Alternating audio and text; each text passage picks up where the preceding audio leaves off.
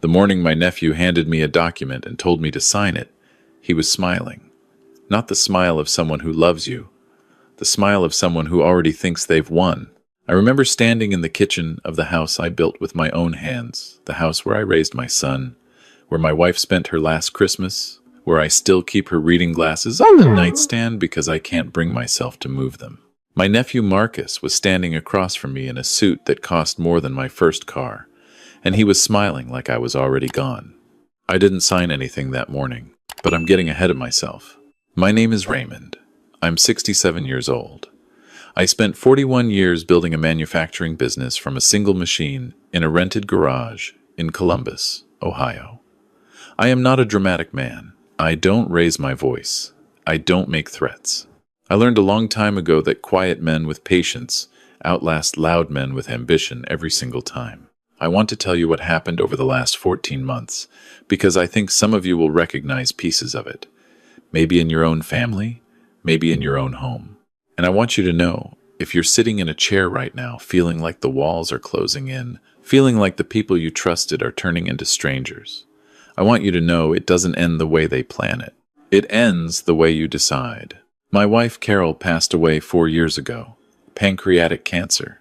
11 weeks from diagnosis to the end. I tell people it was peaceful, but that's the thing you say because the truth is harder to explain to someone who wasn't there. We were married 38 years. We had one son, Daniel, who lives in Portland now with his family. Good man, works hard, calls me every Sunday without fail. After Carol died, I kept working for about 2 years. Then I handed the day-to-day operations of the business to my management team and stepped back. Not retired. I still owned everything. Still reviewed the numbers every week, but I stopped going in every day. I started taking long drives. I read more books than I had in 30 years. I visited Daniel twice a year. I was, for the first time in my adult life, genuinely still. That's when my nephew Marcus started calling more often. Marcus is my younger brother's son. My brother Gerald and I were never especially close. He made different choices than I did, some of which I won't get into here, but Marcus had always been around the edges of the family. Holiday dinners, the occasional phone call. He knew what I had built because Gerald had made sure Marcus knew. That much I understood later. When Marcus started calling, it felt natural at first. He was attentive. He asked about Carol. He drove up from Cincinnati one weekend, and we had a long dinner, and he told me how much he'd always admired what I built and how hard I'd worked. He brought his girlfriend Tanya, who was warm and funny, and asked me thoughtful questions about the early days of the business. I liked her. I liked both of them. I should tell you something about myself that matters here. After Carol died, the loneliness was something I hadn't prepared for. Not the absence of noise. I'd always been comfortable in silence, but the specific loneliness of not having the person who knew your whole story. Daniel was wonderful, but he had his own life. My friends were mostly other men in their 60s who dealt with loss the same way we'd been taught by not talking about it. So when Marcus started showing up with warm energy and genuine seeming interest, I let my guard down in a way I probably wouldn't have 5 years earlier. That's the honest truth. And I think it's important to say it. By last spring, Marcus was coming up to Columbus almost every other weekend. He'd help me with things around the house, some repairs I'd been putting off, yard work, that kind of thing. He started meeting my neighbors. He introduced himself to my attorney once when he happened to stop by during a meeting. Casual. Nothing that seemed like anything. He started bringing up the business carefully, in pieces. How was the company doing? What did the management team look like? Had I thought about the long-term plan? Just questions at first. The kind you might ask an uncle you're genuinely curious about. Then, slowly, the questions started having edges. Had I updated my estate documents since Carol died? Had I thought about whether the management team could really run things without me? Wasn't it a lot to carry alone? Didn't I worry about what would happen if my health changed suddenly the way Carol's had? That last one landed differently than he knew. I want to be precise about what Marcus was doing, because I don't think he was stupid. I think he was patient and deliberate, and had spent considerable time thinking this through. He was building a case, over months, that I was isolated, that the business was at risk, and that someone needed to step in and help manage things for my own protection. He was laying groundwork. I just didn't see the full picture yet. The document he handed me that Tuesday morning in March was a limited power of attorney, drafted by an attorney in Cincinnati I'd never heard of, that would have given Marcus authority over business decisions in the event that I was, and I'm reading from memory here, unable or unwilling to execute sound financial judgment due to health, emotional distress, or cognitive decline. Unable or unwilling. Those two words. I read the document twice at the kitchen table while Marcus stood across from me with that smile. Then I set it down and I asked him, very quietly, who told him to have this prepared. He said he'd done it on his own because he cared about me. He said he'd talked to Gerald about it and they both agreed I needed protection. He said Daniel was too far away to be involved, and the business needed continuity, and he was family, and this was what family did. I nodded slowly. I told him I'd have my attorney look at it. He said he hoped I wouldn't make this more complicated than it needed to be. That sentence, that specific sentence, I have thought about it many times since, because it told me everything I needed to know about how he saw me as a complication to be managed, not a person to be considered. And it told me something about how long he'd been thinking about this, that he was already frustrated with potential resistance before I'd even said no. I walked him to the door and told him I'd be in touch. He was still smiling, but the quality of it had changed. He drove away, and I stood at the window watching his car until I couldn't see it anymore. Then I called my attorney, a woman named Patricia who has handled my affairs for 22 years and who knew Carol and who does not waste words. I told her what happened. I read her the relevant language from the document. There was a pause. Then she said, "Raymond, I need you to tell me everything that has happened in the last year. Every conversation, every visit, everything." I talked for nearly 2 hours. When I finished, Patricia was quiet for a moment. Then she told me what she thought was happening. Not what she could prove, yet what she believed, professionally and personally. She said Marcus had been positioning himself methodically. The POA was an opening move, not the whole strategy. She said the language about unwilling to execute sound financial judgment was particularly aggressive because it didn't require any medical finding. It was subjective enough that someone could argue it in court based purely on testimony. She said she needed to make some calls. I hung up and I sat in my kitchen for a long time. The house was very quiet. I looked at Carol's reading glasses on the counter where I'd left them that morning. I thought about what she would say if she were sitting across from me. I knew what she would say. She would say, "Raymond, you built everything you have from nothing.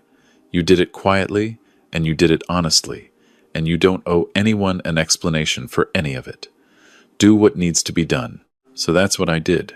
What I did not do was confront Marcus or tip him off in any way.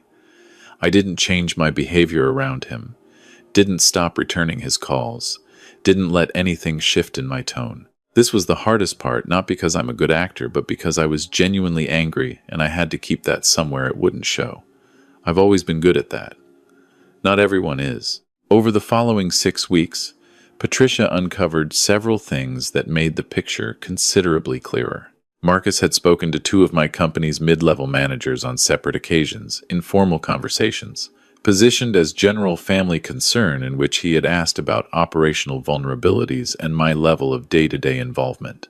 One of the managers, to his credit, mentioned it to the CFO, who mentioned it to Patricia after she started making inquiries. Marcus had also had 2 meetings with a business broker in Columbus, not Patricia's contact, a different firm, where he had made preliminary inquiries about the valuation process for a manufacturing company of my size. He had not identified himself as having any ownership interest. He had described himself as advising a family member. And Gerald, my brother Gerald, who I had not spoken to in nearly 3 years, had apparently been in contact with an estate litigation attorney in Columbus about what options existed for challenging a will or trust on grounds of diminished capacity. Diminished capacity. I want you to sit with that phrase for a moment. I had a medical checkup 8 weeks before all of this started. My doctor, who I've seen for 15 years, told me my blood work was better than men 20 years younger. My mind is sharp. I sleep well. I drive myself everywhere. I manage my own finances. I do the crossword every morning, and I'm usually finished before my coffee is. But diminished capacity doesn't have to be true to be alleged. Patricia explained this to me carefully, and I listened carefully because I needed to understand exactly what I was dealing with. I was dealing with a coordinated effort, across at least 3 people, to establish a legal and financial framework that would allow them to take control of my assets, either by consent to the POA I didn't sign, or by legal action, the capacity challenge. Gerald was researching. The business valuation inquiry suggested they weren't planning to keep the company running. They were planning to liquidate. My company employs 212 people. I want to say that number out loud. 212 people who come to work every morning and collect a paycheck and have health insurance and mortgages and kids in school. I thought about all of them while Patricia explained what Marcus and Gerald were doing. The anger I felt was very cold and very focused. I think that's the only useful kind. Patricia and I spent the next several weeks building what she called a fortress. I will share the relevant details because some of you may need to understand how this works.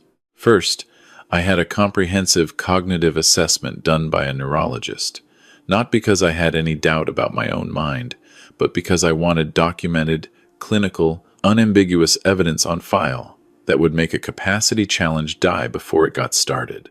The neurologist told me I performed in the top percentile for my age group. Patricia filed that assessment with my estate documents the same day. Second, I restructured the business. I formalized the management team's authority in writing, with clear delineation of operational responsibilities. I established a board of advisors, 3 experienced people who knew the industry with specific oversight functions. This accomplished 2 things. It insulated the company from any argument that it was vulnerable without me, and it created a paper trail showing deliberate, sophisticated, forward-thinking governance, the opposite of diminished capacity. Third, and this is the part that took the most thought, I updated my estate planning documents completely.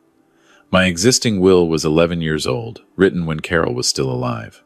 Patricia and I spent 3 sessions rebuilding it from the ground up, not in reaction to Marcus and Gerald, but in reflection of what I actually wanted and had always wanted. Daniel will be taken care of. Certain employees who built this company with me will be recognized in ways they don't know yet.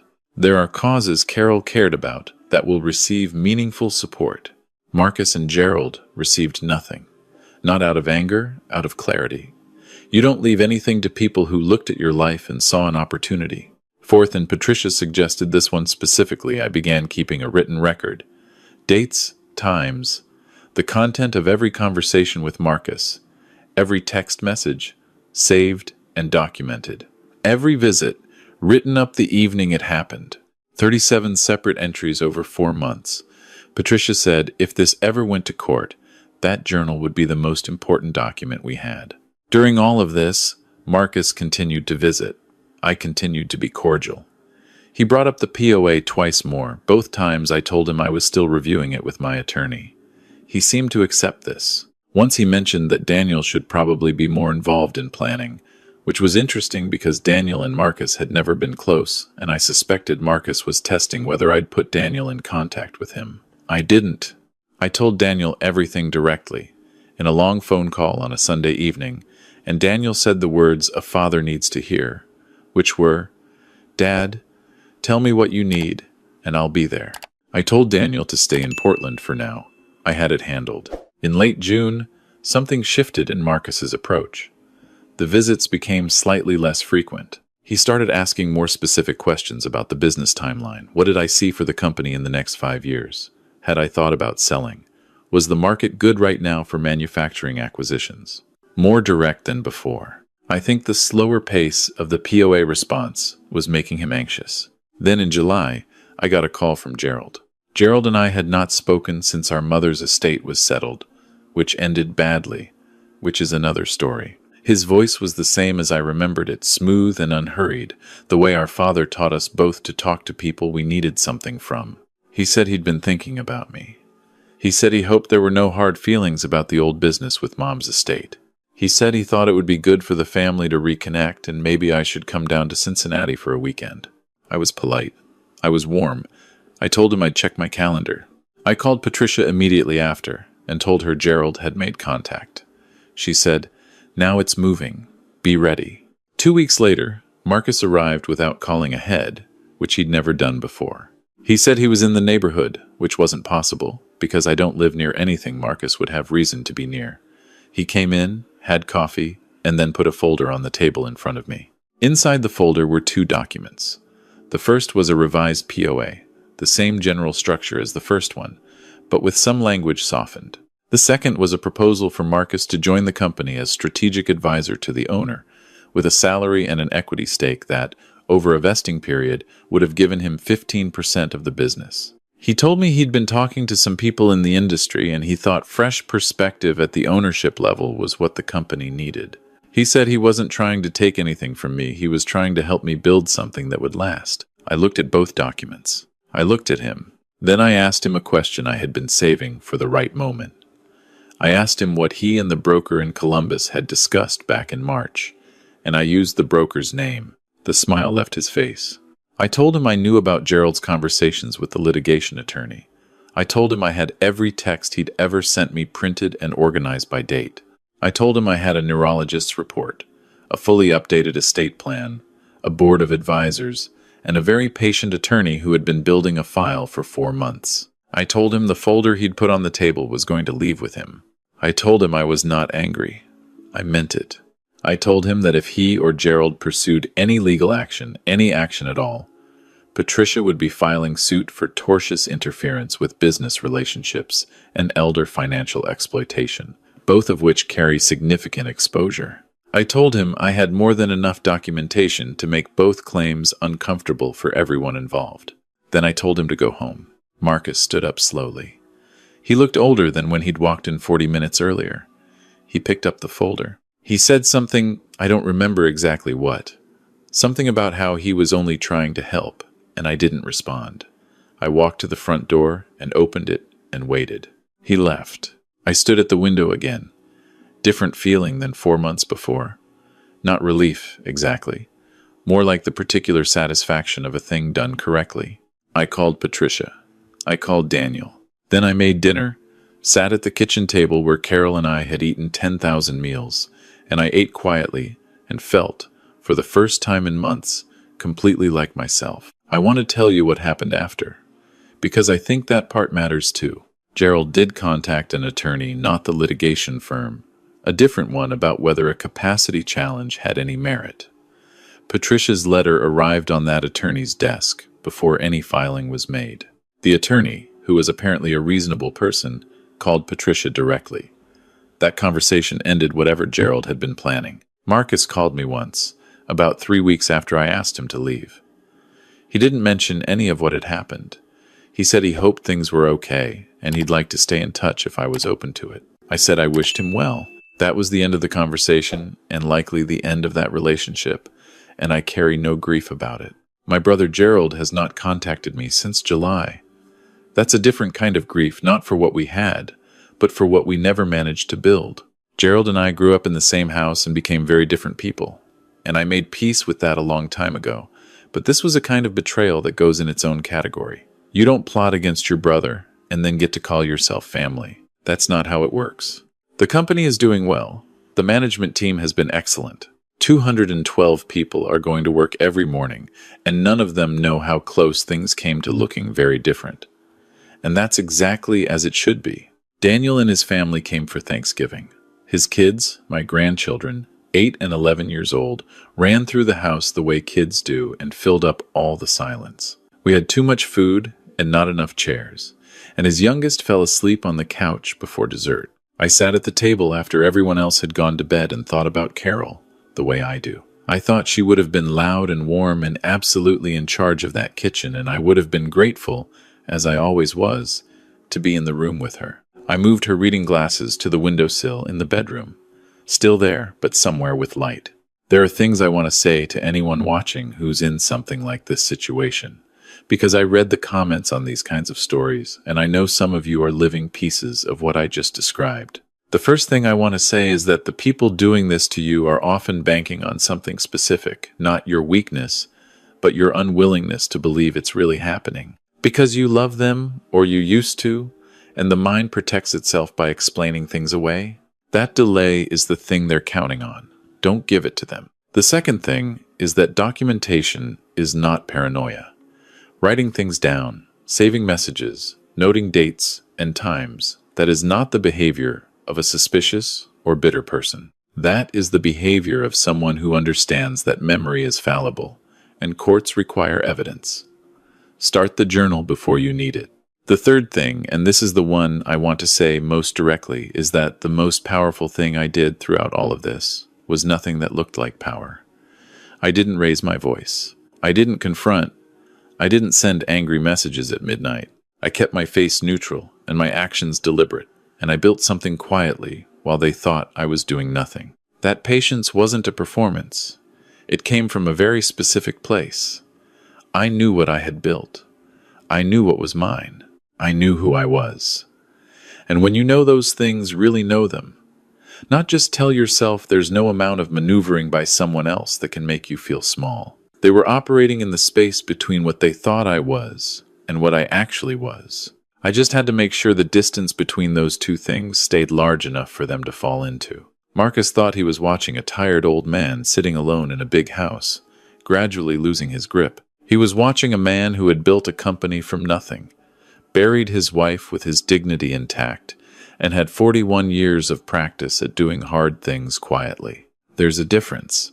And eventually, everyone in this story found out what it was. I still take long drives. I still read every morning. I still talk to Daniel on Sundays.